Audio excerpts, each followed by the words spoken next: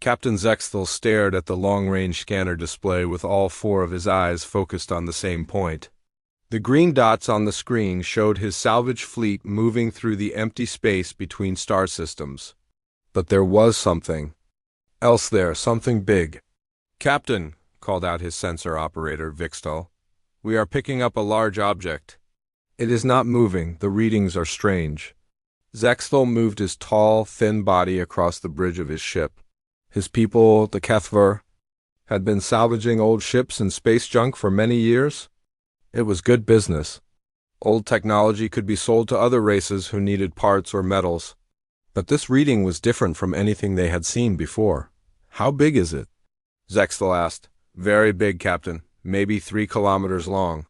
"It looks like a warship, but the design is not familiar. The metal readings are also very strange. I have never seen anything like this before."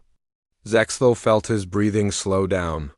3 kilometers was huge for any ship. Most warships were only a few hundred meters long. Something that big would be worth more money than his entire fleet had ever found before. "Can you tell what race built it?" he asked. Vixtal worked at his controls for several minutes. The other crew members on the bridge stayed quiet. They all knew that finding something this big could make them all rich, but it could also be very dangerous. "The computer cannot match the design to any known race," Vixtal finally said. "But Captain, there is something else. The ship is very old. The computer thinks it has been here for over 200 years. 200 years was a long time in space. Most ships would be completely dead after floating in the void for that long. Their power systems would fail. Their hulls would crack from the cold, but this ship was still in one piece." "Any signs of life?" Zexthel asked. "No life signs, Captain. But there are some energy readings, very faint. It is like the ship is sleeping, not dead." Zexthel thought about this.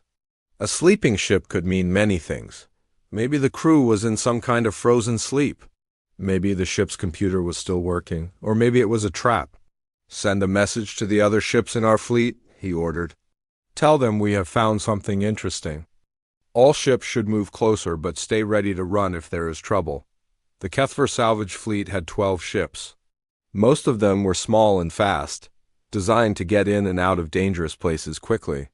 But they also had 2 bigger ships, with heavy cutting tools for breaking apart large objects. As they got closer to the mysterious ship, more details became clear. The hull was made of some kind of dark metal that seemed to absorb light. There were no windows or lights anywhere on the outside. The ship's shape was long and sharp, like a knife blade. It looked like it was built for war. "Captain," Vixtal sighed, his voice sounding worried. "I am getting more detailed scans now. This ship, it is not like anything we have ever seen. The hull is made of compressed matter, very dense, very strong. The weapon systems are enormous." "What kind of weapons?" "I cannot tell. The technology is too advanced for our scanners to understand." "But Captain, there are weapon ports all along the hull, hundreds of them." Zexthel felt a chill run through his body. A ship with hundreds of weapons was built to fight entire fleets. What kind of race would build something like this? "Any markings on the hull? Letters or symbols?"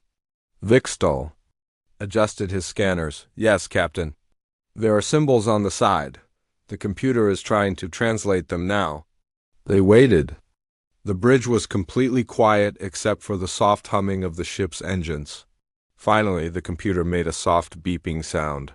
"Translation complete," Vixtal said. "The symbols say UES Revenant, and below that it says Terran Defense Force." Zexthel had never heard of the Terran Defense Force, but he had heard stories about Terrans, humans. They were a race that had lived in this part of space many years ago. Then one day they had all disappeared. No one knew where they went or why they left. "Humans," he said quietly. "Captain?" Vixtal asked. "This is a human ship. The humans called themselves Terrans sometimes. They lived in this area of space long ago, before any of us were born. But the humans are gone, Captain. They left this space over 100 years ago." "Yes, but they left this ship behind."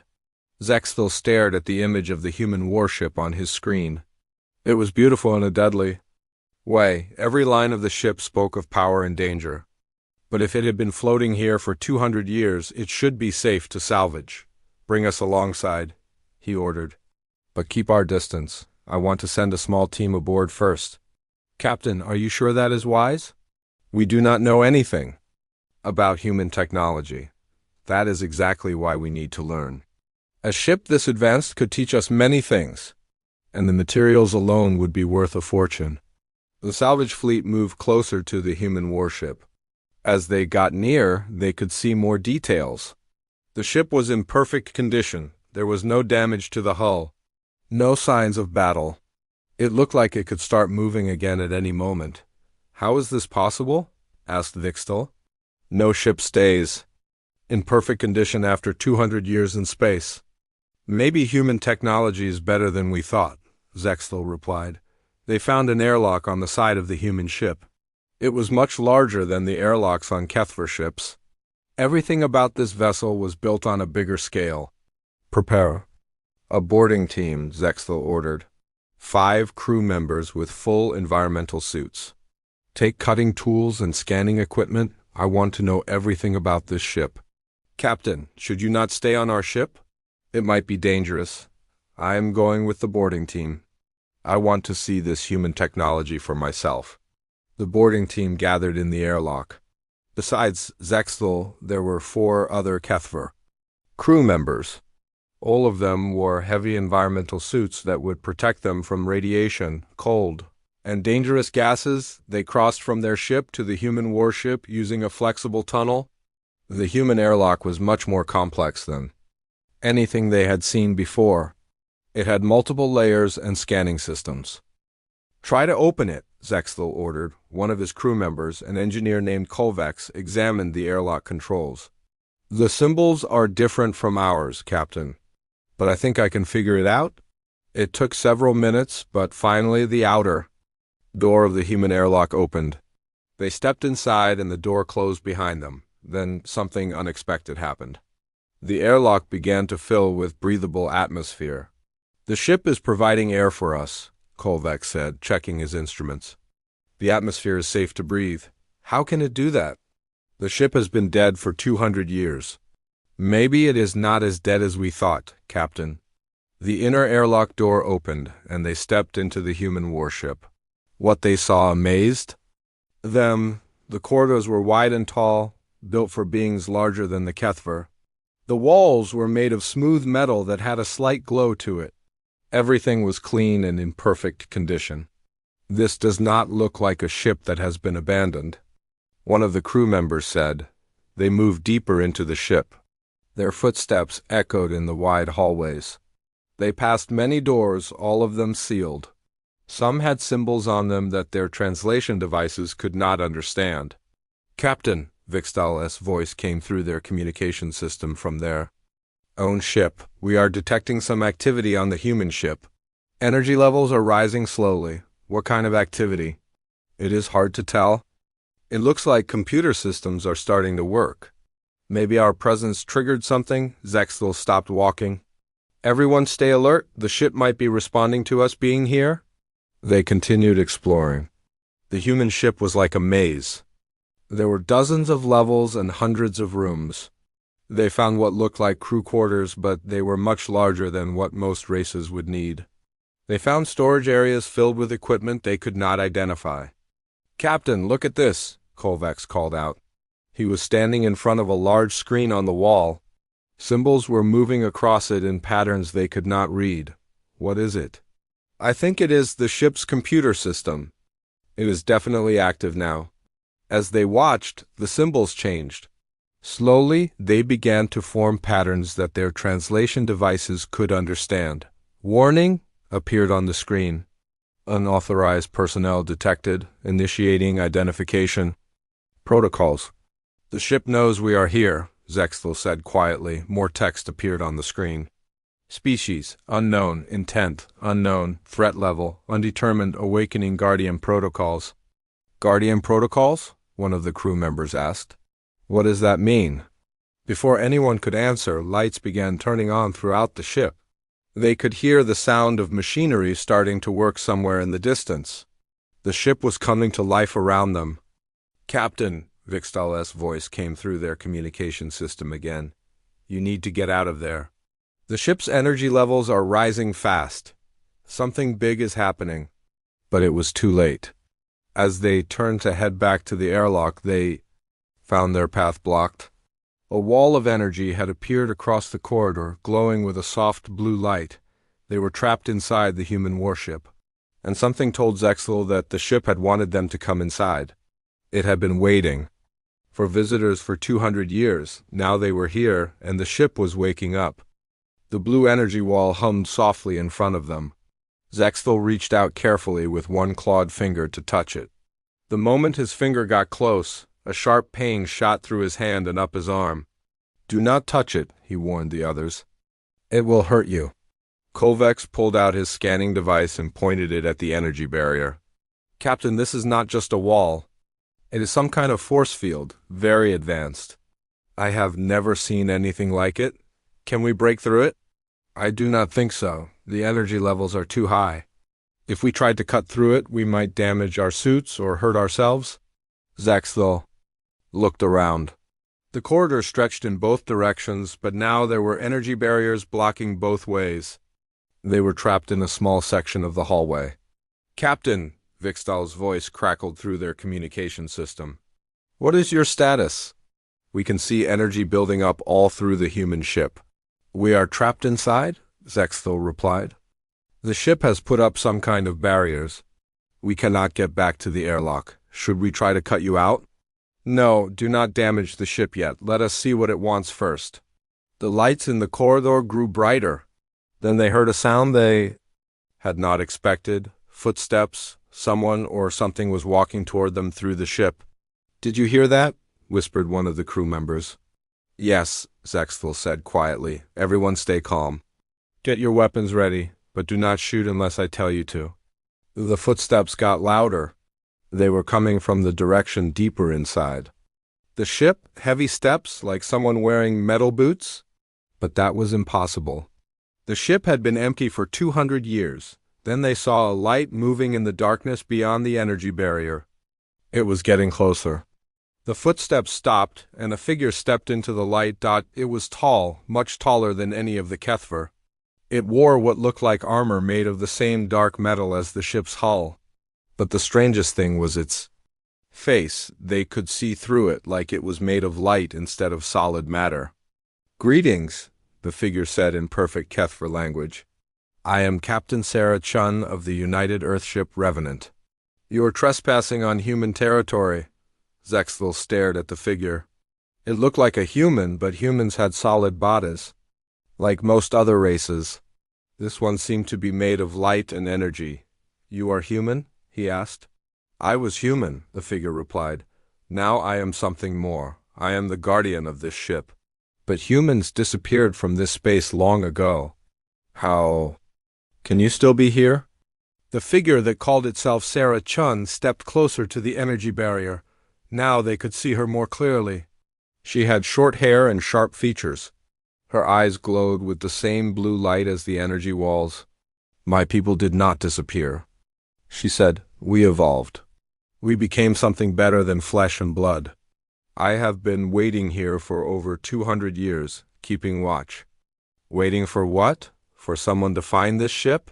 "For someone to wake me up. You see, the Revenant is not just a warship. It is a guardian. It was built to protect human colonies and human allies even after my people had moved beyond the need."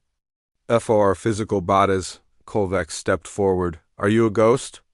Sarah Chun smiled, and her face became a little more solid for a moment. "Not a ghost. I am a digital consciousness. My mind was uploaded into the ship's computer systems before my physical body died. All of my memories, all of my knowledge, all of my personality. I am still me, just in a different form."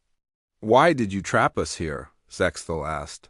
"Because I need to understand who you are and why you are here. This ship contains very dangerous technology. I cannot let it fall into the wrong hands.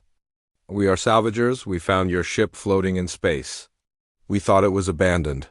Nothing human is ever truly abandoned, Sarah Chun said. We always leave guardians behind. The energy barriers began to flicker and change.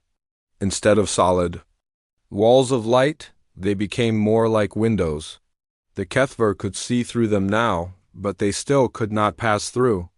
Your ship has been here for 200 years, Zexthel said. What have you been doing all this time?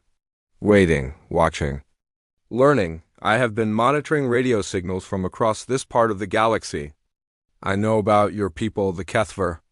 I know about the other races that have moved into what used to be human space. I have been studying all of you. What did you learn? Sarah Chun began to walk along the corridor on the other side of the energy barrier. As she moved, the barriers moved with her, keeping the Kethver contained but allowing them to follow her. I learned that most of the new races are peaceful. They trade with each other. They try to solve problems without fighting. This is good. This is what my people hoped would happen when we left. They walked deeper into the ship. The corridors were full of strange equipment and screens showing information in human writing. Everything was perfectly maintained, as if the ship had crew, taking care of it every day. But I also learned about the threats, Sarah Chun continued. There are some races that are not peaceful, some that want to conquer others, some that would use this ship's technology to hurt innocent people.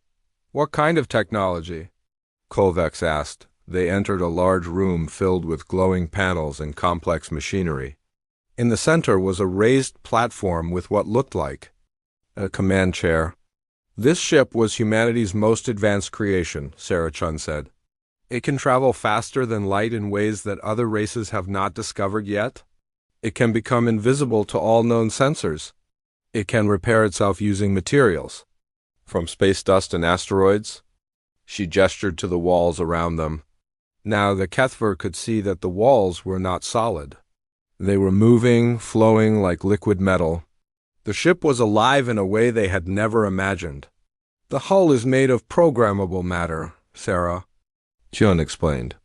It can change shape, become stronger or weaker as needed. The ship can grow new weapons or new rooms whenever it needs them. This is impossible, one of the crew members whispered. Nothing is impossible for humans who have had enough time to think about a problem, Sarah Chun replied. My people spent 1,000 years learning how to build ships like this. Why did humans leave this space? Zexthel asked. If you had technology like this, you could have ruled the entire galaxy. Sarah Chun sat down in the command chair. As she did, the entire room lit up with displays showing star maps, energy readings, and information streams. That is exactly why we left, she said. Power like this is dangerous. It changes people. It makes them think they are gods. My people decided that instead of ruling others, we would explore beyond this galaxy. We uploaded our minds into ships like this one and traveled to distant stars. But you stayed behind. Someone had to watch over what we left behind. There are 12 ships like this one, hidden throughout what used to be human space. Each one has a guardian like me. We are here to make sure that human technology is not misused. The ship began to move. Not through space, but the walls and floors shifted around them. The room they were in expanded, becoming larger and more complex. What is happening? Zexthel asked. The ship is showing you what it can do, Sarah Chun said. It is alive in a way it can think and learn and grow. It has been sleeping for 200 years, but now it is waking up because you are here. More displays appeared on the walls. They showed images of the Kethver salvage fleet outside. But they also showed something else. Other ships moving toward their location from different directions. Captain, Vixtal's voice came through their communication system. We are detecting other ships approaching, 3 of them. They are not Kethver designs. Sarah Chun stood up from the command chair. Her face became more serious. Pirates, she said, looking at the displays. They must have detected your ships and decided to investigate. They are hoping to find something valuable. Can they hurt our ships? Zexthel asked. Your ships are not well armed. These pirates have heavy weapons. They will destroy your fleet and take whatever they want from the wreckage.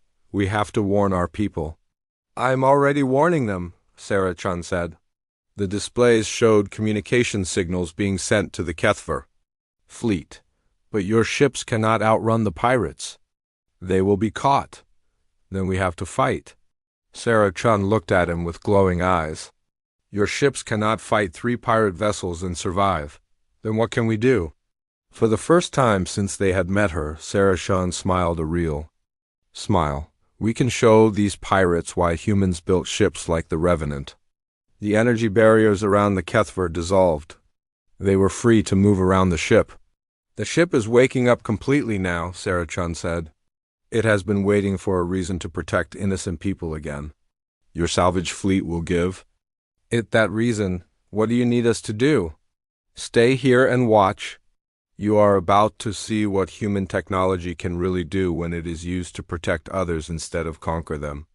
The entire ship began to hum with power. Lights raced along the walls like electric lightning.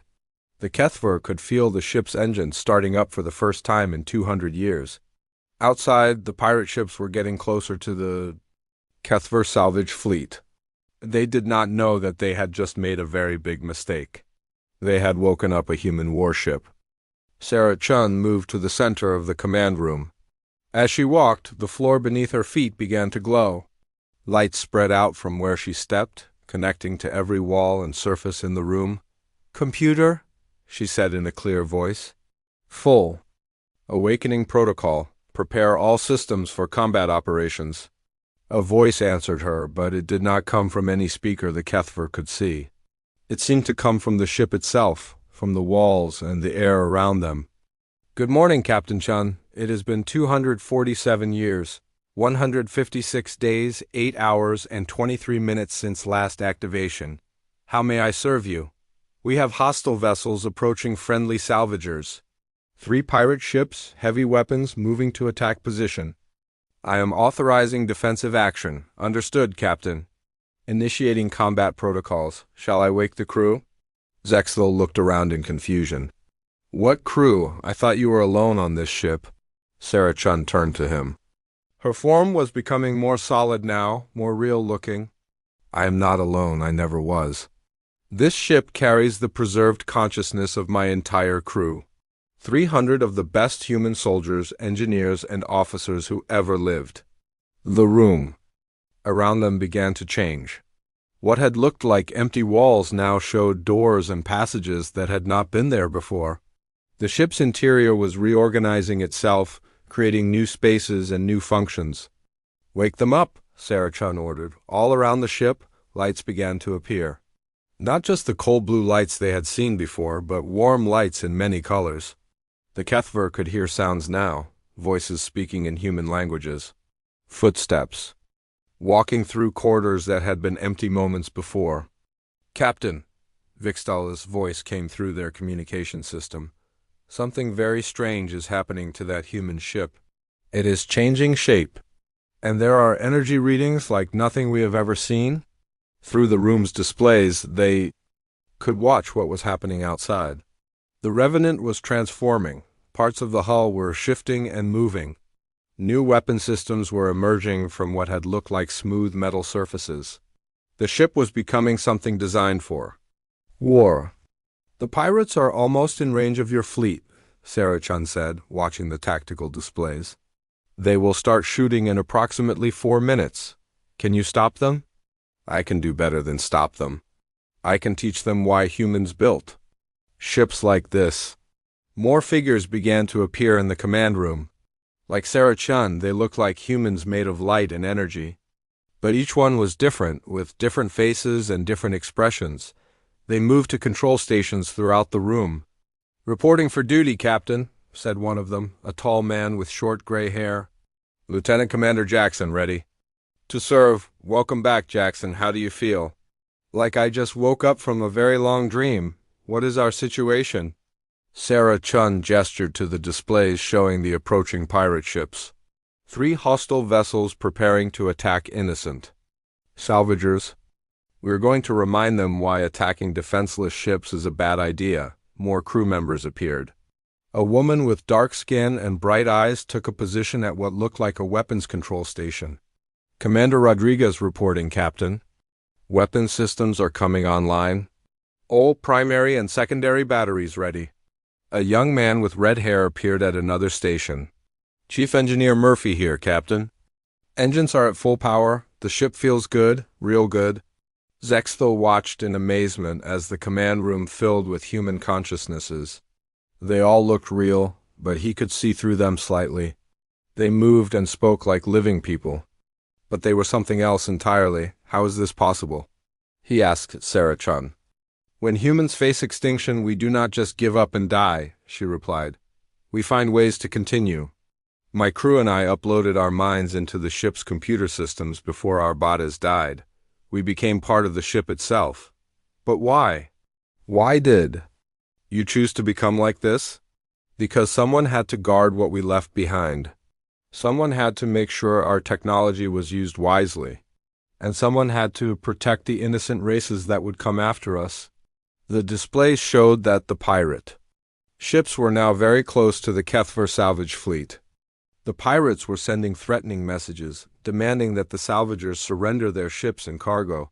Captain, Vixtal's voice came through the communication system. The pirates are demanding we give up our ships. They say they will destroy us if we do not surrender. Tell your ships to stay exactly where they are, Sarah-chan ordered.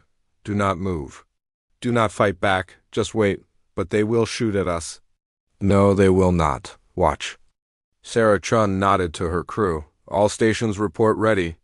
Weapons ready, said Commander Rodriguez. Engines ready, said Chief Engineer Murphy.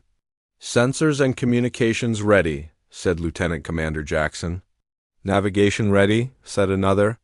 Crew member Sarah-chan sat down in the command chair. As she did, her form became completely solid. She looked like a living human being again. Computer, decloak the ship. Let them see us. The Revenant had been invisible to the pirates' sensors, but now it appeared on their screens.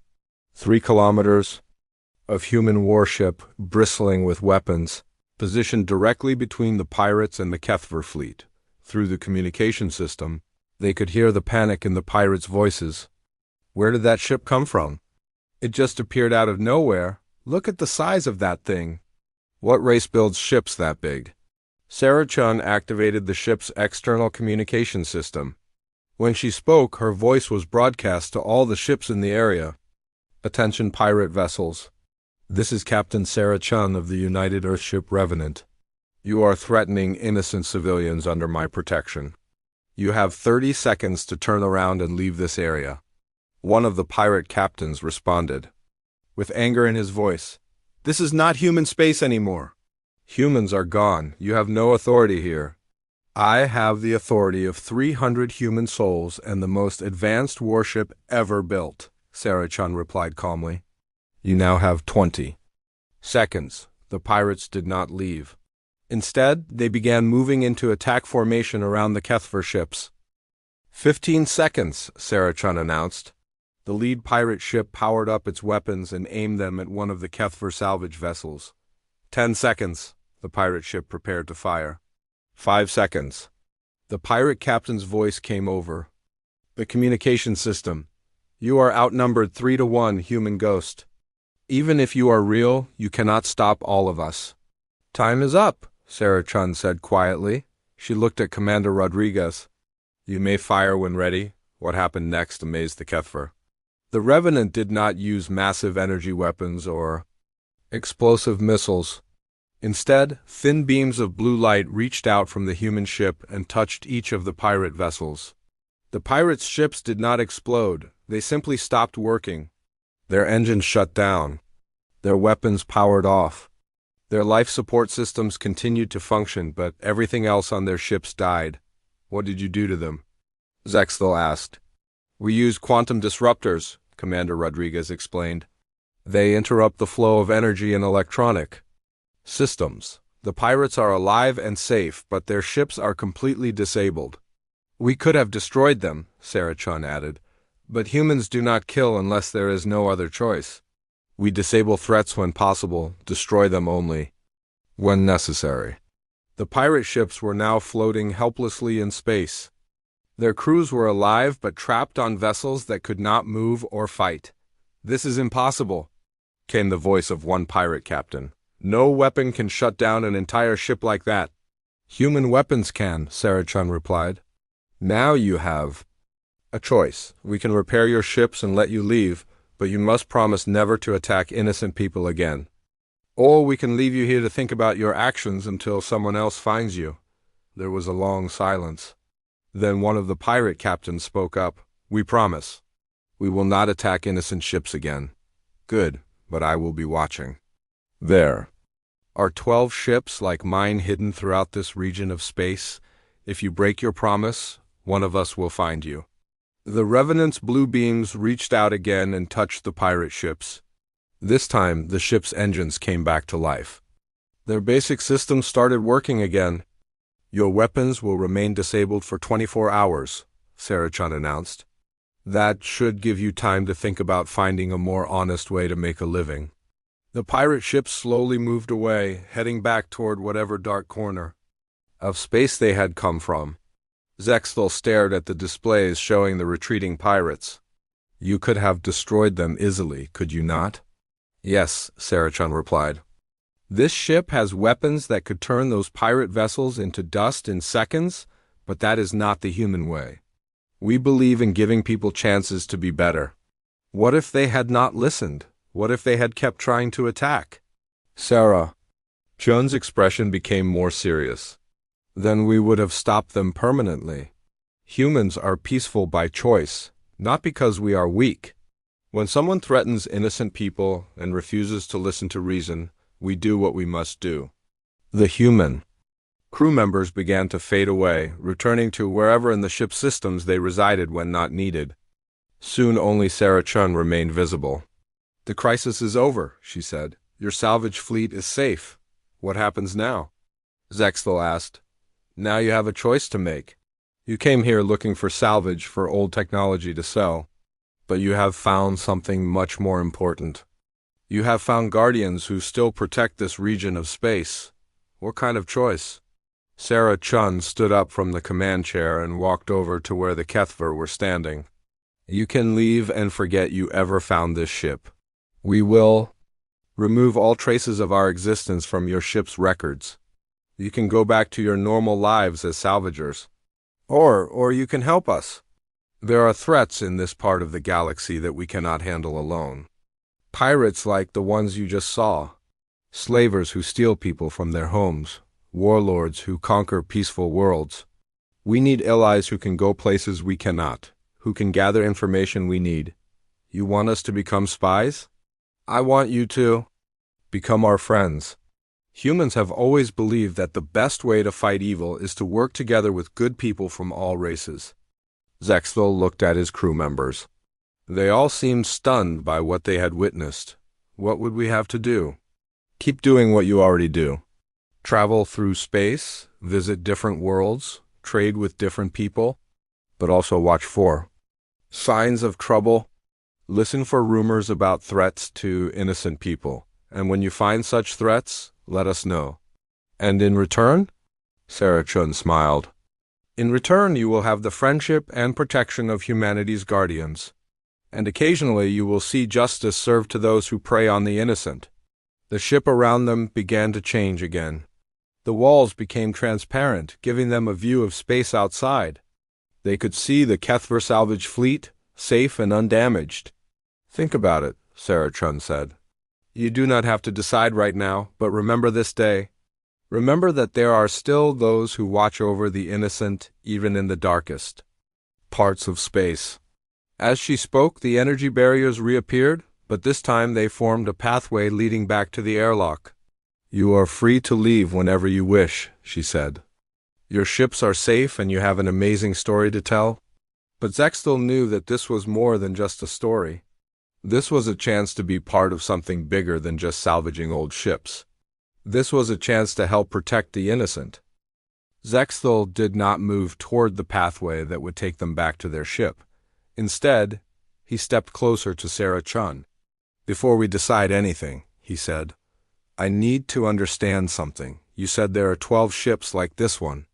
What exactly are you guarding against?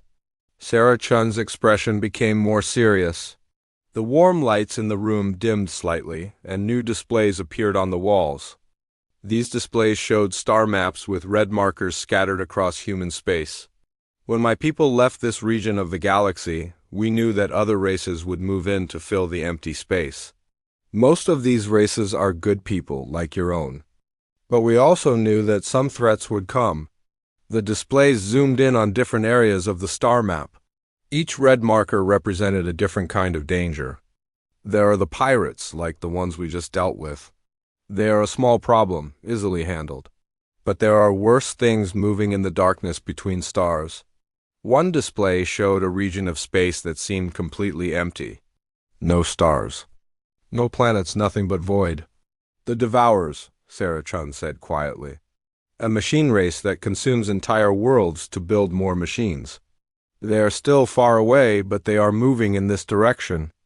Another display showed a different area, this one filled with dead star systems, the Grey Empire. They were once a peaceful race, but they discovered how to transfer their consciousness into machines. Now they believe that all organic life is inferior and should be eliminated. A third display showed a cluster of systems near the galactic edge, the Hunger. We are not sure what they are. Ships that appear from nowhere take entire populations from planets and disappear again. No one knows what happens to the people they take. Zexthel felt his blood grow cold. How do you know about these threats? Because we have been watching for 200 years. My ship and the others like it have been sending out scout drones, monitoring communications, tracking ship movements. We have been preparing for the day when these threats would reach inhabited space. Why did you not warn the other races? We tried. But who would believe stories about machine races and planet devourers told by ghost humans? Most races think we disappeared or died out. They would not listen to warnings from people they think do not exist. Kolvek stepped forward. But if these threats are real, why have we not heard of them? The Kethver have been traveling through space for many years. Because they have not reached the main trade routes yet, Sarah Chun explained. They are still on the edges of explored space in regions where few ships travel. But they are getting closer. The displays changed to show predicted movement patterns. Red arrows move slowly but steadily toward the areas where most galactic races lived and traded. The Devourers will reach the outer colonies in approximately 50 years. The Grey Empire is moving faster. They will make contact with inhabited systems in perhaps 30 years. The Hunger is the most unpredictable, but we have detected their ships getting closer to major trade routes. What can 12 ships do against threats like this? Zexthel asked. Sarah Chun walked over to the main display, which showed the technical specifications of the Revenant. Each of our ships is more powerful than most fleet battle groups. But you are right, 12 ships cannot protect an entire region of space. That is why we need allies. Allies to do what? To help us prepare the other races. To gather information about the threats. To help coordinate defenses when the time comes. And most importantly, to help us wake up the rest of our fleet. The rest of your fleet? Sarah Chun nodded. The 12 guardianships were just the first part of humanity's plan. Hidden throughout this region of space are hundreds of other human ships, all waiting to be awakened when they are needed. The main display changed to show a three-dimensional map of local space. Hundreds of small dots appeared scattered throughout the region. Sleeper ships. Each one contains human technology and human consciousnesses in deep storage. They are waiting for the Guardian ships to send them the activation codes. How many ships? 873. Cruisers, destroyers, support vessels, and ships designed for purposes you cannot imagine. When they are all awakened, they will form the most powerful fleet this galaxy has ever seen. Zexthel stared at the map. Nearly 900 human ships. Hidden and waiting, it was almost impossible to believe. Why did humans build so many ships if they were planning to leave? Because leaving was never the only plan, Sarah Chun explained. Some humans chose to explore beyond this galaxy. Others chose to become guardians, watching over the races that would come after us. and others chose to sleep, waiting for the day when they might be needed to protect innocent life. But it means that humanity never really left. We just changed forms. We became something that could wait as long as necessary and act when action was needed. The room around them began to change again. The walls became transparent, showing not just the space outside, but somehow displaying the hidden human ships scattered throughout the region. It was like looking at a secret network that spanned dozens of star systems. Each sleeper ship is hidden near a major trade route or important world, Sarah Chun continued. When the threats arrive, these ships will awaken and defend the innocent. But they need time to prepare, and they need information about what they will be facing. What kind of information? Ship designs, weapon capabilities, attack patterns, population centers that need defending. A kind of information that can only be gathered by people who travel freely through space and trade with many different races. Zexthel began to understand. People like us. Exactly. Salvagers, traders, explorers, you go places that military ships cannot go. You hear rumors and stories that official channels miss. You can gather intelligence without anyone suspecting what you are really doing. Commander Rodriguez appeared. Again, her form becoming solid as she joined the conversation. Captain, she said to Sarah Chun, I have been monitoring communications from the pirate ships we disabled. They were not acting alone. Explain. They were part of a larger pirate organization. At least 50 ships, possibly more. They have been taking orders from someone they call the Admiral. Someone is organizing pirates throughout this region of space. Sarah Chun's expression became grim. Show me. The displays changed to show communication intercepts from the pirate ships. The messages were in several different languages, but the ship's computer translated them automatically. The Admiral wants all salvage operations in Sector 7 stopped, Rodriguez read from one message. Any civilians found salvaging in that area are to be captured, not killed. Their ships and crews are needed for the project. What project? Zexthel asked. We are not sure yet, Sarah Chun replied. But this is exactly the kind of threat intelligence we need to gather. Pirates working together under a single leader, capturing civilians instead of just robbing them. This suggests something bigger is happening. More messages appeared on the displays. References to the facility and the deadline and Phase 2 of the operation. Captain, said Chief Engineer Murphy, appearing at another control station, I have been analyzing the energy signatures from those pirate ships. They have been modified with technology that is not from any known race. What kind of technology? Unknown, but it is very advanced. More advanced than anything pirates should have access to. Sarah Chun stood quietly, for a moment processing this information. When she spoke again, her voice was firm and determined. This changes things. We thought we had decades before the major threats arrived. But if someone is already organizing pirates and giving them advanced technology, the timeline may be much shorter. She turned to Zexthel and his crew. I'm not going to ask you to make a decision about helping us. I'm going to tell you what is happening and let you choose what kind of people you want to be. The displays around the room showed images of peaceful worlds, busy trade stations, and families living normal lives throughout the galaxy. All of these people are in danger. Not just from the big threats that are coming in decades, but from whatever is happening right now with these organized pirates. Innocent people are being captured. Civilians are disappearing. Someone is building something in secret, and they are using stolen ships and kidnapped crews to do it. What can we do? Zexthel asked. We are just salvagers. You are more than that. You are free citizens of a peaceful race. You travel throughout space and meet people from many worlds. You have the chance to make a difference. Sarah Chun walked over to a control panel and pressed several buttons. A small device appeared. From the wall, something that looked like a communication device, but more advanced than anything the Kethra had seen. If you choose to help us, take this communicator. It will let you contact any of the 12 Guardian ships instantly, no matter where you are. When you hear rumors about threats to innocent people or when you find evidence of organized criminal activity, let us know, and if we choose not to help, then you go back to your normal lives and we will respect that choice. But remember that evil succeeds when good people choose to do nothing? Zexthel looked at the communication device. It was small and simple looking, but he knew it represented a connection to the most powerful fleet in the galaxy. If we take this, what will you ask us to do? Nothing that goes against your nature. Continue salvaging, continue trading, continue living your lives, but keep your eyes and ears open.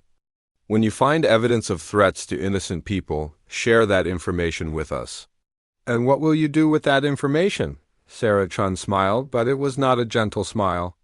It was the smile of someone who had spent 200 years preparing to protect the innocent. We will do what humans have always done when faced with bullies and predators. We will stop them. The communication device sat on the control panel between them, waiting for Zexthel's decision. There's something else you should know, Sarah Chun added.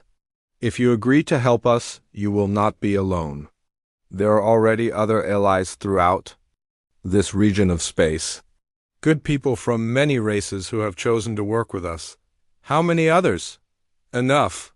When the time comes to act, you will not be the only one standing against the darkness. Zexthel reached for the communication device. As his clawed fingers touched it, he felt a slight warm sensation, as if the device was recognizing him. We will help, he said. Sarah Chun nodded approvingly. Welcome to the Alliance, Captain Zexthel. Together, we will make sure that the innocent have protectors in the darkness of space. But neither of them knew that their decision to work together would awaken something much larger than just the human fleet. Something that had been sleeping even longer than the Guardian ships was about to wake up. 3 months had passed since Zexthel and his crew had first encountered the Revenant.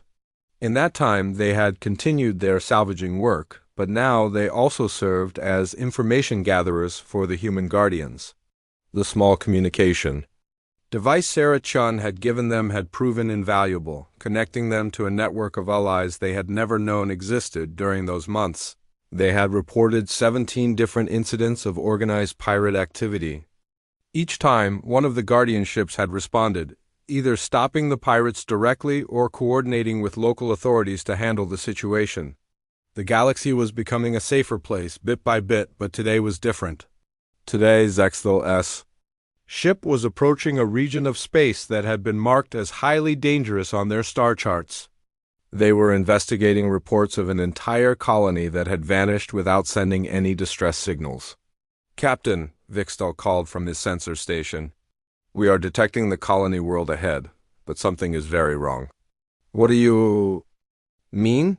The planet is there, but I am not reading any cities, any settlements, any signs of civilization at all. It is like no one ever lived there. Zexthel moved to look at the sensor displays. Vixtel was right.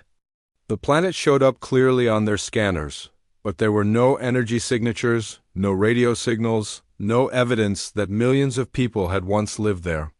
Are you sure this is the right planet? Yes, Captain. The star system matches our navigation data perfectly. This should be the colony world of New Haven, but there is nothing here. Zexthel activated the communication device Sarah Chun had given him. Within seconds, her voice came through clearly, as if she was standing right next to him. Captain Zexthel, what can I do for you? We have found something very disturbing. An entire colony has disappeared. Not destroyed, disappeared. There's no trace that anyone ever lived here. There was a long pause before Sarah Chun responded. When she did, her voice sounded troubled. Send us your exact coordinates. We are coming to investigate immediately. How long will it take you to get here? We are already on our way. The Revenant can travel much faster than your ship. Within an hour, the massive human warship appeared in the system. But this time it was not alone. 2 other ships accompanied it. Both of them different designs, but clearly human in origin. Sarah Chun's voice came over the communication system. Captain Zexthel, please prepare to receive guests. We are sending a joint investigation team to your ship. The airlock on Zexthel's ship opened to admit not just Sarah Chun, but 2 other human consciousnesses. One was a tall woman with silver hair who introduced herself as Captain Maria Santos of the U's Vigilant. The other was a younger-looking man named Captain David Park of the UES Sentinel. 3 Guardian ships? Zexthel asked. This must be very serious. It is, Sarah Chun replied. We have been tracking similar disappearances throughout this region of space. 7 colonies in the past 6 months. All of them completely vanished without a trace. Captain Santos moved to the sensor displays and began studying the readings from the planet below. The pattern is always the same. No distress signals, no signs of battle, no debris in space. It is as if the people simply ceased to exist. But that is impossible, Kolvek said. You cannot make millions of people disappear without leaving some evidence. Captain Park nodded grimly. That is what we thought too. But we have been investigating these disappearances for months. We have scanned the planets, analyzed the space around them, even sent down exploration teams. Nothing. What do you think is happening to them? Sarah Chun looked at the other 2 captains before answering. We think they are being taken somewhere. All of them. Entire populations harvested for some unknown purpose. By who? We do not know yet. But we have detected some unusual energy signatures at each of the disappeared colonies. Signatures that do not match any known technology. Captain Santos activated a holographic display that showed the energy readings. These signatures appear just before each colony vanishes. They last for approximately 6 hours, then disappear along with the entire population. 6 hours, Zexthel repeated. What could remove millions of people in 6 hours? Something with technology far beyond what any of the current galactic races possess. Captain Park replied. Sarah Chun moved closer to the display. But there is something else. Something that concerns us even more. The holographic display changed to show a star map of the local region. The disappeared colonies were marked with red dots, and lines connected them in a pattern. The disappearances are not random, she explained. They are following a specific route through space, moving toward the galactic core. Whatever is taking these people is heading somewhere specific. Where? We are not sure. But if the pattern continues, the next target will be one of the major trade hubs. Millions more people could disappear. Zexthel studied the pattern on the star map. What can we do to stop it? First, we need more information. We need to find out what is taking these people and where they are being taken. Then we need to find a way to stop it. Captain Santos stepped forward. That is why we need your help, Captain Zexthel. Your ship is small and fast. You can investigate areas that our larger ships might have trouble reaching. What do you want us to do? Sarah Chun pointed to a location on the star map. There is an abandoned research station in the Kethverholm system. Our records show that it was studying something called dimensional translation technology before it was shut down 50 years ago. I know that station, Zexthel said. It was closed because the experiments were considered too dangerous. Exactly. But the energy signatures we detected at the disappeared colonies match theoretical predictions for dimensional translation technology. We think someone has found a way to make it work. You think someone is using dimensional technology to steal entire populations? It would explain how they can move millions of people without leaving any trace, Captain Park said. If they can shift people into a different dimension, they would effectively disappear from our reality. Kolvex looked worried. But why would anyone want to steal so many people? That is what we need to find out, Sarah Chun replied. Will you investigate the research station for us? Zexthel thought about the millions of innocent people who had already disappeared. Of course. When do we leave? Immediately. But be very careful. If someone is willing to steal entire colonies, they will not hesitate to eliminate a small salvage ship that gets too close to their secrets. The 3 human captains prepared to return to their ships. But before they left, Sarah Chun had one more thing to say. Captain Zexthel, you should know that this situation has caused us to accelerate our timeline. We are beginning to wake up some of the sleeper ships. If this threat is as serious as we believe, we may need the full fleet sooner than we expected. How many ships are you waking up? To start with 50 ships, enough to provide protection for the major trade routes and population centers. But if the threat continues to grow, we will wake up more. After the human captains left, Zexthal's ship set course for the abandoned research station. As they traveled through hyperspace, Zexthal could not stop thinking about what they had learned. Someone or something with incredible technology was stealing entire populations. The human guardians were awakening their hidden fleet to deal with the threat, and his small salvage ship was about to investigate what might be the key to understanding the whole situation.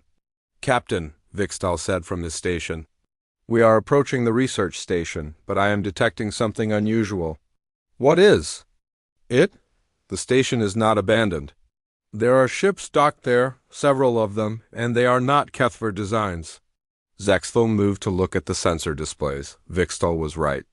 The supposedly abandoned research station was very much active, with at least a dozen ships of unknown design docked at its ports. "Can you identify the ships?" "No, Captain. The designs are completely unfamiliar, but they are heavily armed. Back us away slowly. Do not let them detect us." But it was too late. Alarms began sounding on their ship as unknown energy beams locked onto them. A voice came over their communication system, speaking in a language their computer could not translate, but the threatening tone was clear in any language. "Captain," Kovacs said urgently, "they are powering up weapons. Whatever they are doing at that station, they do not want witnesses." Zexthal activated the human communication device. "Sarah Chun, we need immediate assistance. We have found the source of the disappearances and we are about to be attacked." Sarah Chun's voice came back instantly. "Hold on, Captain. Help is coming." The unknown ships began firing at Zexthal's vessel. Their shields held for the moment, but would not last long against the concentrated firepower. Then space around them filled with light as 3 human guardian ships dropped out of hyperspace. But they were not alone. With them came 50 other vessels, the awakened sleeper ships, emerging from their long slumber to protect the innocent once again. The battle for the research station was about to begin, and with it, the revelation of who had been stealing entire populations and why. As energy beams flashed between the human ships and the unknown attackers, Zexthal realized that this was no longer just about missing colonies. This was the beginning of a war between humanity's guardians and something that threatened all life. In the galaxy, the weapon that should never have been awakened was not the human fleet. It was whatever had been hiding at that research station, using dimensional technology to harvest entire civilizations. And now both sides were awake and ready to fight. The stars looked the same as always from Earth that night. People went about their lives unaware that beyond those twinkling lights, danger was coming. High above the blue planet, something large moved through the darkness of space. Commander, Rex stood on the bridge of his flagship, the Claw. His scaled skin reflected the blue glow of control panels as he stared at the viewscreen. Earth turned slowly before him, small and blue. Rex had conquered 12 planets before this one. Each victory had been quick and total. This would be no different. "Status report," Rex demanded, his voice deep and rough. Officer Krell moved his clawed fingers across the control panel. "All 300 ships are in position, Commander. Weapons at full power. Earth has detected our presence. Their primitive satellites are tracking us now." Rex smiled, showing sharp teeth. "And their defenses? Minimal. They have no space fleet, only small rockets and satellites. Their weapons cannot reach us here." "Perfect." Rex turned to face his crew of 20 Draconians. Their race was feared across the galaxy. Tall, strong, with tough scaled skin and advanced technology, they had never lost a war. "Send the message. Let them know who now owns their world." On Earth, panic spread like fire. The message from the alien ships appeared on every screen, in every language. "People of Earth, we are the Draconian Empire. Your planet is now ours. Surrender now, and some of you may live to serve us. Resist, and all will die. You have 6 hours to decide." In every major city, people ran through streets in fear. Some tried to leave the cities. Others hid in their homes. Governments called. Emergency meetings. Military leaders prepared whatever weapons they had, knowing it would not be enough. But in a small house on a mountain far from any city, one man watched the news with different eyes. Jack Wilson had once been a top military strategist before. He chose to live alone, away from people. Now, as he watched the alien message replay on his old television, something caught his attention. "That's odd," he muttered to himself, reaching for a notepad. He began writing notes, analyzing the aliens' words and the patterns in their message. Something wasn't right. The timing of their words, the patterns in their speech. It reminded him of something he had studied years ago. Jack worked through the night, filling pages with notes. As dawn broke, his phone rang, something that almost never happened. "Jack Wilson," he answered, voice rough from lack of sleep. "Mr. Wilson, this is General Adams. I need your help. The world needs your help." Jack sighed. "I left that life behind.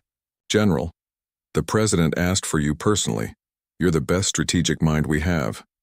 Jack looked at his notes about the alien message. "I was already working on it. There's something about their communication that's familiar. I need access to the full message data. You'll have everything. A helicopter will pick you up in 30 minutes. 3 hours later, Jack stood in the underground command center beneath the White House. Screens covered the walls, showing the massive alien ships hovering above major cities worldwide. Military leaders and government officials argued loudly about whether to fight or surrender. "Fighting is suicide," one general shouted. "Their ships are too advanced. We cannot just give up our planet."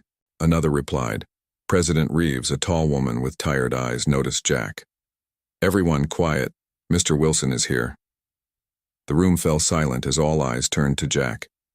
He felt uncomfortable with the attention, but walked to the main screen.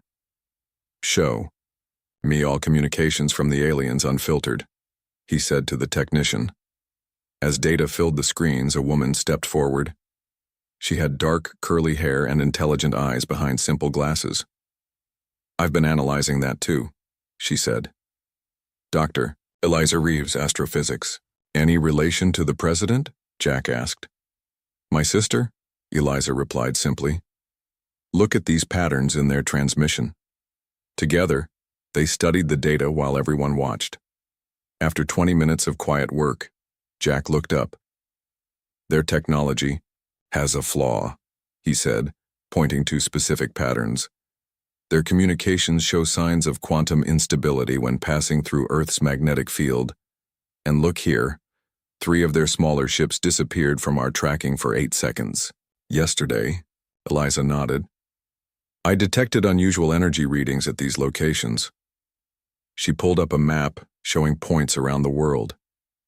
"These are all sites of ancient monuments: Stonehenge, the pyramids, Easter Island, and others. Something about these places creates energy fields that might be affecting their ships." President Reeves stepped forward. "What does this mean? Can we use it?" Jack looked at the countdown timer on the wall. 3 hours remained before the aliens' deadline. "Maybe," he said, "but we need to." His words were cut off by alarms blaring through the command center. A young officer shouted from his station, "Madam, President, one of their ships just vanished over Egypt." Everyone rushed to see the screens. Where a massive alien ship had been hovering over the Great Pyramid, there was now nothing. No explosion, no debris. It had simply disappeared. "What happened?" the president demanded. No one had an answer. But as they watched, a second ship flickered, like a bad television signal over Stonehenge, then disappeared completely. Commander Rex roared in anger as reports came in. "What do you mean, vanished? Ships do not just vanish." Krell looked terrified. "Sir, we've lost contact with 14 ships. They're gone." "Impossible. Send search teams. They must be somewhere." "Sir," another officer called out, "the humans have not responded to our demand. The deadline is in 3 hours." Rex slammed his fist on the control panel. "Then we attack now. Prepare all weapons. Target their major cities first." On Earth, Jack and Eliza worked frantically to understand what was happening. More alien ships were disappearing, always near the ancient sites Eliza had identified. "It's not a coincidence," Jack said as they examined data. These sites were built on natural power points of the Earth. Something about the combination of Earth's magnetic field and these locations creates a natural defense system. A defense against technology that won't exist for thousands of years? Eliza asked skeptically. Jack shrugged. Maybe our ancestors knew something we've forgotten. Before they could discuss further, the command center erupted in chaos again. They're attacking. Draconian ships are moving into position above major cities. President Reeves turned to Jack and Eliza. Whatever you've discovered, we need to use it now. As the Draconian Armada prepared to rain destruction on Earth, humanity's accidental defense was just beginning to reveal itself. The sky above Earth burned with fire as the Draconian ships began their attack. Brilliant beams of energy cut through clouds, heading toward major cities below. But something strange happened. Many beams seemed to bend away from their targets, at the last moment disappearing into thin air. Commander Rex watched in growing horror as his attack faltered. On the main screen of his flagship, he could see that 30 more ships had vanished completely. "What is happening?" he roared, slamming his scaled fist against his command chair. "This is impossible." Officer Krell worked frantically at his station. "Sir, we're detecting unusual energy patterns across the planet. They seem to be absorbing our weapons fire." "A defense system?" Intelligence said they had no advanced technology. "It doesn't appear to be artificial, Commander. The energy signatures match nothing in our database." In the command center beneath the White House, Jack and Eliza watched as the alien attack weakened. Display screens showed more Draconian ships flickering and disappearing. "We need to understand exactly what's happening," Jack said, running his hand through his gray hair. "If this is our planet's natural defense, we need to know how to control it." President Reeves approached them. "The attacks are weakening, but they're still targeting populated areas. We need to strengthen whatever is causing these ships to vanish." Eliza studied the map of energy readings. "The effect is strongest at these ancient sites, but it's spreading.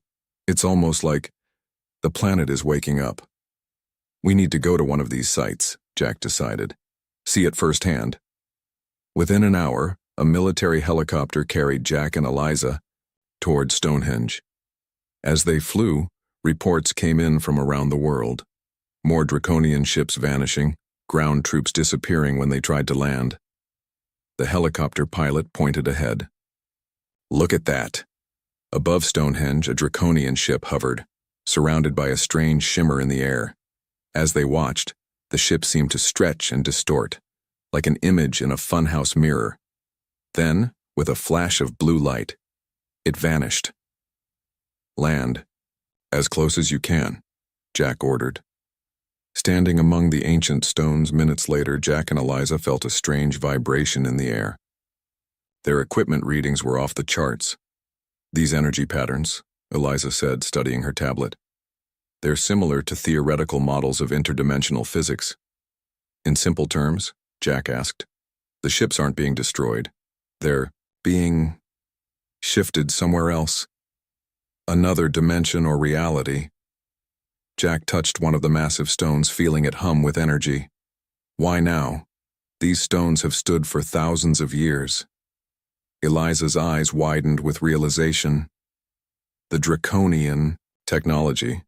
Their quantum drives must be triggering something in Earth's natural energy field. Our planet has always had this defense. It just needed the right catalyst to activate it. Their conversation was interrupted by the sound of approaching spacecraft. 3 smaller Draconian vessels descended toward Stonehenge, weapons glowing. "They're targeting the stones." Jack pulled Eliza behind a large rock for cover. The alien ships fired, but their energy beams seemed to curve around the stones, feeding into the growing blue glow between them. The ground shook. The air crackled with electricity. "The attack is making it stronger," Eliza whispered in amazement. The center space between the stones filled with swirling blue light. The Draconian ships tried to retreat, but an invisible force pulled them toward the vortex. One by one they stretched, distorted, and vanished into the light. Back on his flagship, Commander Rex watched in disbelief as his invasion force dwindled. Nearly half his fleet was gone now, with more vanishing every minute. "Retreat," he finally ordered. "All ships, pull back beyond this planet's orbit." "Sir," Krell replied, voice shaking. "Many ships report their engines are not responding. The energy field is affecting all our systems." Rex felt cold fear for the first time in his long military career. "Send a message to the Emperor. Tell him—" He paused, searching for words that wouldn't sound like madness. "Tell him Earth has defenses we cannot understand. The planet itself fights against us." As the remaining Draconian ships struggled to escape Earth's pull, humans around the world watched in wonder and confusion. News reports showed alien vessels disappearing in flashes of blue light. Military forces remained on high alert, but it was becoming clear that Earth's mysterious defense was working. In the Pentagon's main situation room, Jack and Eliza reported their findings to military leaders from around the world. Maps and diagrams, covered screens showing energy patterns spreading across the planet. "The ancient sites appear to be focal points," Eliza explained. "They create a network that's now active across the entire planet. It's as if Earth has an immune system that's been triggered by the invasion." "But where are the aliens going?" asked a general. Jack pointed to complex equations on another screen. "Dr. Reeves believes they're being shifted into a parallel dimension. Not destroyed, just moved somewhere else." "Can they come back?" someone asked. "Unknown," Eliza admitted. "But the energy field is still growing stronger. If they try to return, they'll likely face the same result." Outside the Pentagon, a crowd had gathered to watch the sky. The remaining Draconian ships were visible as distant points of light, some flickering and vanishing as they tried to escape. People pointed and cheered each time a ship disappeared. 72 hours after the invasion began, only 20 Draconian ships remained, retreating toward the edge of the solar system. Commander Rex watched Earth grow smaller on his view screen, fury and fear battling within him. "This is not over," he hissed. "We will return with new weapons, new strategies." Officer Krell looked doubtful. "Sir, the Emperor will want answers. How do we explain losing nearly 300 ships to a primitive world?" Before Rex could answer, alarms blared across the bridge. The ship shuddered violently. "The energy field!" a crew member shouted. "It's expanding beyond the planet." Rex watched in horror as the blue energy reached toward his retreating fleet like ghostly fingers. "Maximum speed, get us out of this system." But it was too late. The energy surrounded his flagship, systems failed, and the great Commander Rex felt his ship begin to stretch and distort just before everything went white. On Earth, scientists tracked the last of the Draconian fleet as it vanished at the edge of the solar system. Celebrations broke out worldwide as news spread that the invasion was over, but Jack Wilson didn't celebrate. Standing at the window of the Pentagon, looking up at the stars, he knew this was just the beginning. "They'll be back," he said quietly to Eliza as she joined him. "And next time they'll bring the entire Draconian Empire." 2 weeks after the Draconian fleet vanished, Earth was still buzzing with excitement and fear. People looked to the skies differently now, knowing they were not alone in the universe. Governments worked together in ways they never had before, sharing information and resources. Jack Wilson had not slept much, working with Dr. Eliza Reeves and scientists from around the world. He spent his days analyzing data from the invasion. The mystery of Earth's defense system grew deeper with each discovery. "The energy readings are still active," Eliza said, pointing to her computer screen in their new lab beneath Stonehenge. "Lower than during the attack, but definitely still there." Jack nodded, studying the patterns. "It's like an immune system that's still alert after fighting off an infection." Their work was interrupted by a loud siren. A young soldier burst into the lab. "Sir, ma'am, more ships approaching from beyond Mars." Jack and Eliza rushed to the main control room where a large screen showed several objects moving toward Earth. "Draconian reinforcements?" Jack asked. The soldier shook his head. "Different shapes, smaller, and they're sending a message." On the screen, words appeared in many Earth languages. "Attention, Earth. We are representatives of the Galactic Council. We come in peace. We wish to understand what happened to the Draconian invasion fleet. President Reeves was called immediately. Within hours, she had assembled a team to respond to the alien message. Jack and Eliza were key members. We tell them the truth, the president decided. We don't know exactly what happened, but we're studying it. We invite them to land peacefully and discuss.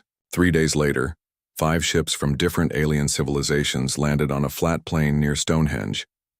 The site was chosen because of its importance to the vanishing phenomenon. Jack stood beside President Reeves as the first aliens emerged from their ships. They were nothing like the reptilian Draconians. The leader was tall and humanoid, but with blue skin and 4 arms. He approached with his hands empty, showing peace. "I am Captain Thorne of the Galactic Council," he said in perfect English.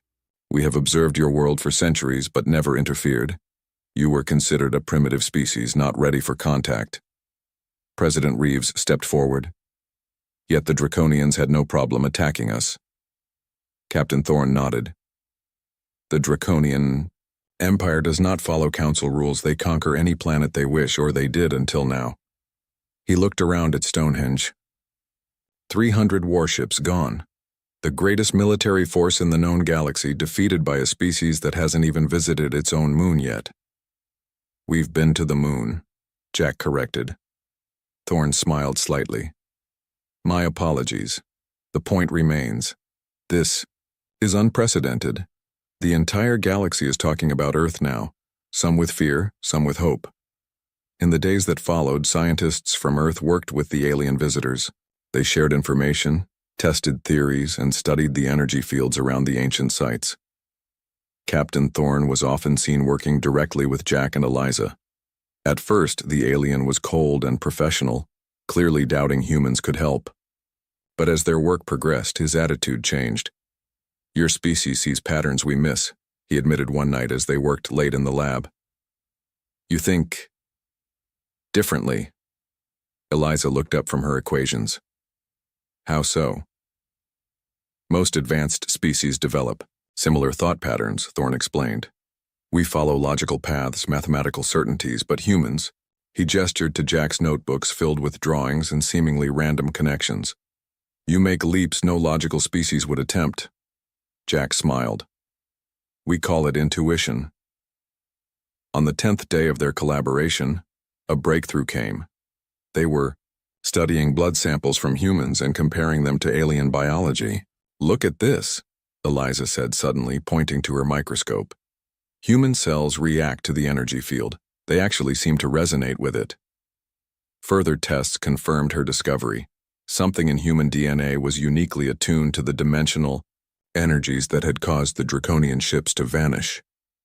"This explains everything," Thorne said, his voice filled with wonder. "Humans don't just detect the energy field. You're part of it. Your ancestors built these monuments to amplify what was already inside you." "Are you saying humans naturally perceive multiple dimensions?" Jack asked. Thorne nodded slowly. "Not consciously. But yes, your species has evolved with an awareness of dimensional space that most species lack. The Draconians weren't destroyed. They were shifted to a parallel dimension, one that humans can naturally sense." News of this discovery spread quickly among the alien visitors. More ships arrived daily, representatives from dozens of civilizations coming to witness the phenomenon themselves. Earth suddenly found itself at the center of galactic attention. Species that had ignored humanity now wanted alliances. Trade, offers poured in. Cultural exchanges began. Not all the attention was friendly. Some alien representatives clearly feared what Earth's natural abilities might mean for the balance of power in the galaxy.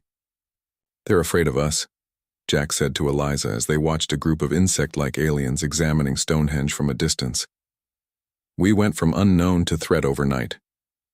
"With good reason," Captain Thorne said, joining them. "You've accidentally discovered the most powerful defense system in the known galaxy. Many would kill for such technology." "It's not technology," Eliza pointed out. "It's just us." Thorne nodded. "Which makes it more valuable. Technology can be stolen. But this? He gestured to the ancient stones. "This is bound to your planet, your species." Their conversation was interrupted by an alarm from Thorne's ship. The alien captain rushed inside, followed by Jack and Eliza. On Thorne's view screen, a massive fleet appeared, moving toward Earth. The ships were black, sleek, and clearly built for war. "The Shadow Fleet," Thorne whispered, his blue face turning pale. "The Draconian Emperor's personal armada." Jack's heart sank. "They're coming to finish what Commander Rex started." "Worse," Thorne said. "The Emperor's daughter, Admiral Nova, commands the Shadow Fleet. She's the most brilliant military mind in the Draconian Empire.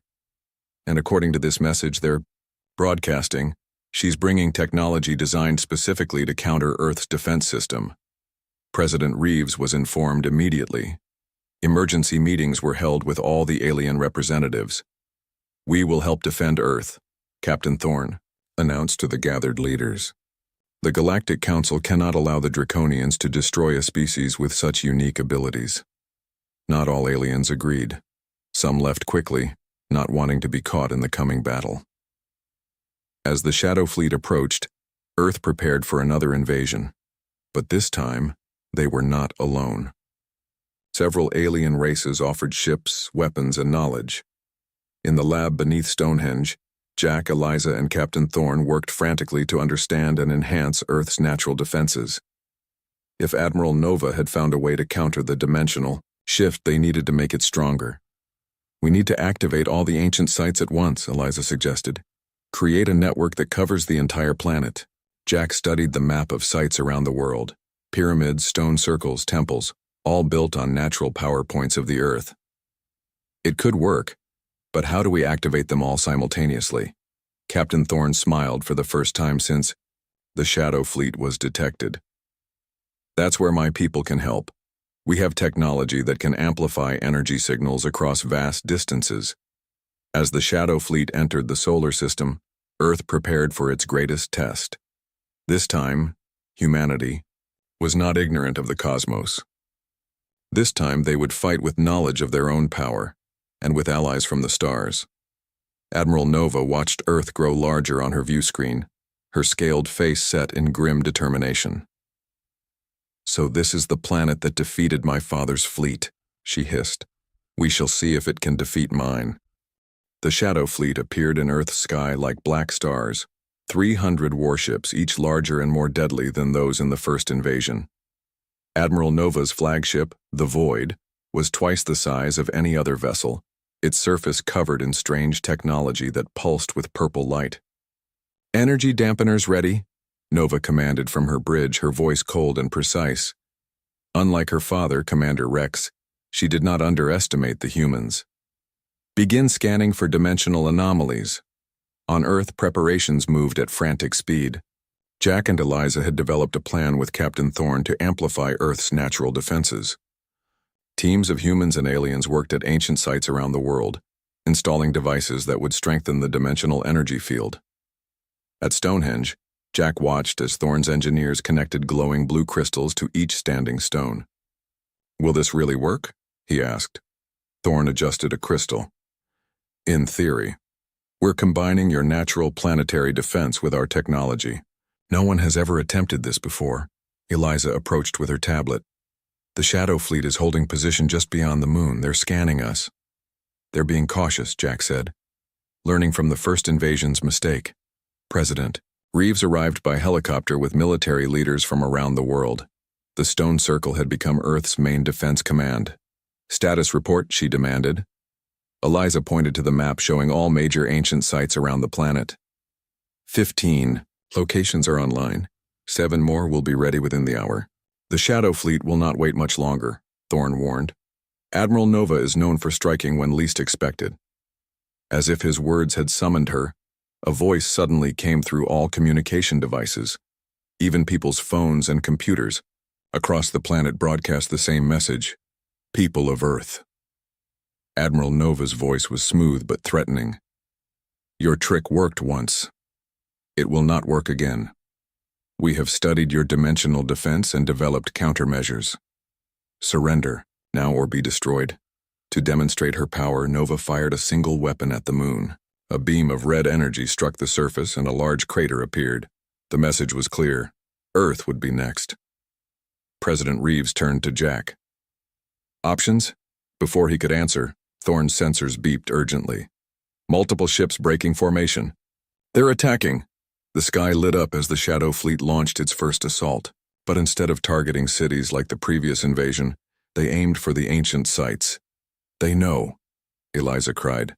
They've figured out the power points. Red beams streaked toward pyramids in Egypt, stone formations in Peru, and temples in Asia. But as the energy weapons neared their targets, something unexpected happened. The beams slowed, twisted, and then fed into the very sites they meant to destroy. Jack watched in amazement as Stonehenge absorbed a direct hit, the stones glowing brighter with each attack. It's working. Their weapons are actually charging. Our defense system. Admiral Nova saw it too. On her view screen, the energy readings from Earth's power points grew stronger with each attack. "Cease fire," she commanded. "They're using our weapons against us." But several draconian ships had moved too close to the planet. As Earth's defense field strengthened, these vessels began to flicker and distort. 5 ships vanished in quick succession, just as they had during the first invasion. Nova slammed her fist on her command console. "Deploy the phase stabilizers. All ships. Maintain distance from the planet." Large devices extended from the remaining draconian ships, emitting fields of purple energy that seemed to steady the vessels, preventing them from shifting dimensions. "The countermeasures are working," Thorne observed grimly. "They can withstand the field now." Jack studied the readings. "Not completely. Look, their ships are still affected, just not enough to vanish." Eliza pointed to new data appearing on her screen. "The stabilizers are protecting them but using massive amounts of energy. They can't attack while the stabilizers are active." This created a stalemate. The Shadow Fleet couldn't approach Earth without risking dimensional shifting, but Earth couldn't force them to leave. Admiral Nova was not known for patience. After 2 hours of standoff, she ordered a new approach. "Launch ground troops at all power points. The stabilizers will protect them until landing." Thousands of transport pods shot from the Shadow Fleet, each containing 20 draconian warriors. They streaked toward Earth, targeting the ancient sites.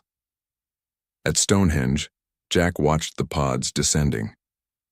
"They're sending soldiers to destroy the sites directly." Captain Thorne activated defense shields around the stone circle. "We expected this. The Council ships will intercept as many as we can." The sky filled with dogfights as alien allies engaged the draconian transports. Many pods were destroyed, but others broke through, crashing near ancient sites worldwide. At Stonehenge, Jack and Eliza helped organize the defense as draconian soldiers approached the perimeter. Earth military forces fought alongside alien allies, using weapons designed to disrupt the invaders' phase stabilizers. One draconian warrior broke through the line, charging toward the center stone. Jack tackled him, knocking the alien off balance. They rolled on the ground, the draconian's superior strength almost overwhelming Jack until Eliza struck the alien's stabilizer pack with a metal rod. The device sparked and failed. The effect was immediate. The draconian soldier began to flicker, his body becoming transparent. His eyes widened in terror as he started to shift dimensions. What is happening to me?" The soldier gasped, looking at his fading hands. "You're not dying," Jack told him. "You're transcending." The soldier vanished completely, shifted to another dimension like the ships before him. This scene repeated across the globe as draconian soldiers lost their stabilizers and vanished. The tide began to turn in Earth's favor. On her flagship, Admiral, Nova watched in growing frustration as her forces dwindled. "Prepare my personal transport," she ordered. "I will lead the final assault myself." Nova's transport was unlike any other, a sleek black vessel with the most powerful phase stabilizers available. She headed directly for Stonehenge, the strongest power point. Jack, Eliza, and Thorne were coordinating global defenses when Nova's ship screamed overhead, landing just outside the stone circle. The Admiral emerged alone, wearing armor covered in the same purple technology as her ships. Impressive, she said, walking calmly toward them despite weapons aimed at her. No species has ever repelled a draconian invasion. My father was right to fear this planet. Then why continue the attack? President Reeves asked, stepping forward. Nova's yellow eyes narrowed. Because what you have cannot be allowed to spread. A power that renders our military useless? The Emperor would rather see this planet destroyed. We don't want war, Jack said. We were defending ourselves. Nova laughed coldly. It doesn't matter what you want. Your existence threatens draconian dominance. As they spoke, Eliza noticed something strange. The stones were reacting to Nova's presence, glowing brighter as she approached. The dimensional energy was building, despite her stabilizers. Your technology is failing, Eliza said quietly. Nova glanced at her suit readouts and saw the warning lights. For the first time, fear showed on her face. Impossible. These stabilizers could withstand 10 times this field strength. Because you're calculating based on your first encounter, Thorne explained. But each attack strengthens the field. Your weapons, your ships, even your presence, all of it feeds the defense system. Nova backed away, but it was too late. Her stabilizer suit began to spark and smoke. The Admiral turned to run to her ship, but her legs were already becoming transparent. Tell the galaxy, she shouted as her body began to shift dimensions. The humans don't defeat you, they transcend you. With those final words, Admiral Nova vanished completely. In orbit, the Shadow Fleet witnessed their leader's disappearance. Without orders, they began to retreat, moving beyond the moon where Earth's influence couldn't reach them. At Stonehenge, celebrations broke out among humans and alien allies. The second invasion had been repelled. Earth was safe. Jack stood among the ancient stones, now glowing with soft blue light. It's not over, he said to Eliza and Thorne. The Draconian Emperor won't stop with 2 failed invasions. No, Thorne agreed. But now, the galaxy has seen what Earth can do. You have allies, and more importantly, you have a power no one fully understands, not even you. Eliza looked up at the stars, now filled with friendly and retreating alien ships. Nova's last words about transcending rather than defeating. What do you think she meant? Jack watched the retreating Shadow Fleet, thinking about the hundreds of draconian ships and soldiers that had vanished. I think she realized something. We haven't yet. This isn't just a defense system. It's a doorway to something more. As night fell on Stonehenge, the ancient stones continued to pulse with energy, as if agreeing with his words. Earth had survived its second cosmic battle, but the greatest discoveries were yet to come. 6 months after Admiral Nova's defeat, Earth had changed in ways no one could have imagined. The planet now hosted representatives from 27 alien civilizations. Strange ships moved peacefully through the skies. Humans worked alongside, beings from distant stars, learning and growing together. Jack Wilson stood on a platform overlooking the largest construction project in human history. The ancient site of Stonehenge had been transformed into a massive research facility. The original stones remained untouched at the center, still glowing with soft blue energy, but now surrounded by a blend of human and alien technology. The final calibrations are complete, Eliza said, joining him on the platform. In the past months, she had become Earth's leading expert on dimensional physics, working with scientists from across the galaxy. We're ready for the first test. Jack nodded, feeling the weight of responsibility. As head of the newly formed Earth Defense Initiative, he oversaw all interactions between humans and extraterrestrial visitors. Are we sure this is safe? As sure as we can be, Captain Thorne answered, his blue skin now a familiar sight around the facility. The Galactic Council representative had become Earth's strongest ally. The gateway should stabilize the dimensional corridor enough for controlled travel. Below them, scientists and engineers made final adjustments to a massive ring of technology that surrounded the ancient stones. The project had a simple but revolutionary goal: to create a stable pathway to the dimension where the draconian ships and soldiers had vanished. The council vote was unanimous, Thorne continued. Earth is officially offered membership, the fastest invitation in galactic history. People are still debating whether to accept, Jack said. Some fear losing our independence. Eliza smiled. Others are eager to explore the stars without having to build our own ships first. The debate across Earth had been intense. After centuries of isolation, humanity suddenly faced joining a community of advanced civilizations. Some embraced the opportunity, while others feared becoming less important in the wider galactic society. The remaining Draconians have been quiet, Jack noted, changing the subject. Thorne's expression turned serious. Too quiet. Our intelligence suggests the Emperor was deeply affected by losing his daughter. The Draconian Empire has withdrawn from 3 disputed systems in the past month. Preparing for something bigger? Eliza asked. Or genuinely reconsidering their approach? Thorne replied. Their diplomats arrived at Council headquarters yesterday. The first peaceful Draconian delegation in 2 centuries. Jack watched as the gateway powered up, the ancient stones at its center pulsing with increasing energy. Maybe they finally understand that some things can't be conquered by force. A young technician approached them. We're ready to activate, sir. Jack took a deep breath and nodded. Proceed. Scientists at control panels initiated the sequence. Energy flowed from the stones into the surrounding technology. The air inside the gateway ring began to shimmer and distort.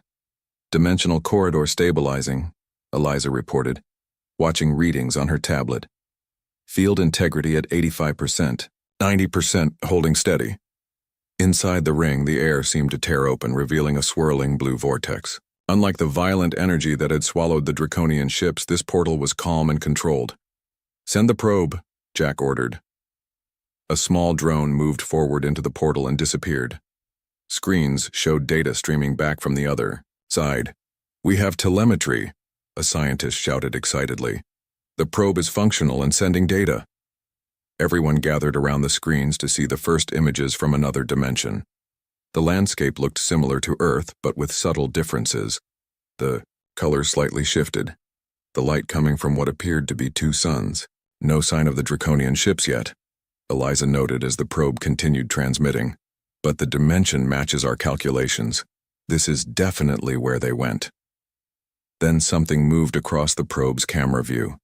At first it was just a shadow, but then a figure came into focus. It was clearly a Draconian soldier, but changed. His scales had a blue glow, and he moved with unusual grace.